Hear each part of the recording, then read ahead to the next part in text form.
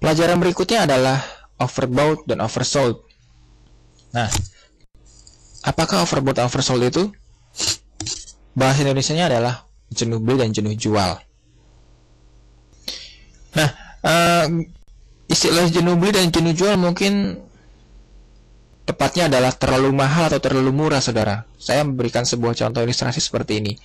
Misalkan Anda seorang ibu rumah tangga dan sedang menghadapi kondisi kenaikan bahan-bahan sembako yang memang akhir-akhir ini marak sekali terjadi.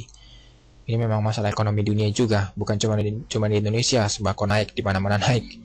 Nah, saudara, katakanlah harga telur. Saya kurang tahu harga telur berapa, tapi misalkan sekarang saat ini harga telur adalah sebesar 15.000 untuk 1 kilonya.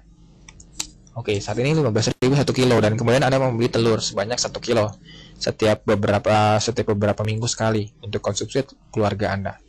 Membeli telur, lalu kemudian ternyata lama-kelamaan telur makin jarang di pasar, sehingga lama-kelamaan harganya mulai naik dari 15.000 ke 17.000. Sebagai seorang yang membutuhkan telur, mungkin Anda masih membelinya. Meskipun sekarang sudah 17.000, oke lah, katakan mengurangi jumlah pembelian jadi 8 ons saja, tidak 1 kilo. Kemudian terus telur beranjak naik ke 20.000, Anda masih membelinya juga, mungkin sudah setengah kilo.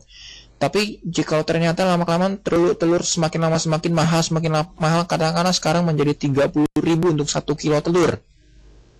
Apa yang akan terjadi? Maka akan sampai ke sebuah titik di mana pembeli tidak lagi membeli telur tersebut karena sudah terlalu mahal.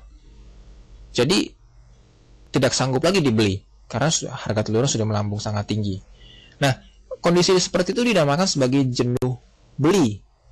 Jadi sudah tidak sanggup lagi para pembeli membelinya karena memang sudah terlalu banyak, sudah terlalu mahal, saudara. Itu adalah jenuh beli atau overbought, saudara. Nah, dalam kondisi suatu harga barang atau mata uang mengalami kondisi jenuh beli, apakah yang terjadi? Bagaimanapun para penjual membutuhkan bahwa barang yang dijualnya laku di pasaran. Jadi jika ternyata dijual 30.000, tidak ada satu orang pun yang mau membeli telur tersebut, maka tentu saja dia akan mengalami kerugian di kemudian hari. Kalau begitu, apa yang akan dia lakukan? Mau tidak mau dia harus menurunkan harga telurnya dari 30.000 diturunkan ke 20.000 lagi misalnya, supaya setidaknya meskipun untungnya menjadi berkurang, tetapi setidaknya telurnya laku daripada tidak untung sama sekali. Nah, itu memang merupakan sebuah mekanisme keseimbangan demand and supply, di mana jika supply harga terlalu tinggi, maka demand-nya akan semakin berkurang. Jadi mau tidak mau akan diturunkan lagi harganya.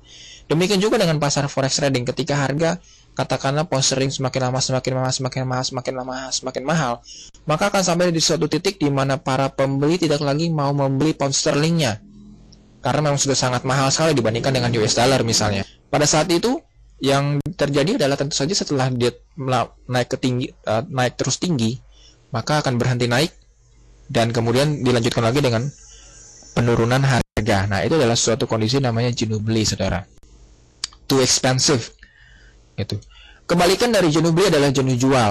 Kalau dulu tadi, contoh pada sampel tadi adalah telur yang terlalu tinggi harganya. Misalnya sekarang saya balik, misalnya harga telur turun terus dari 15.000 ke 10.000 lalu sampai ke 5.000. Mungkin sebagai seorang pembeli kita menyukainya, tapi sekarang mari kita lihat dari sisi penjual.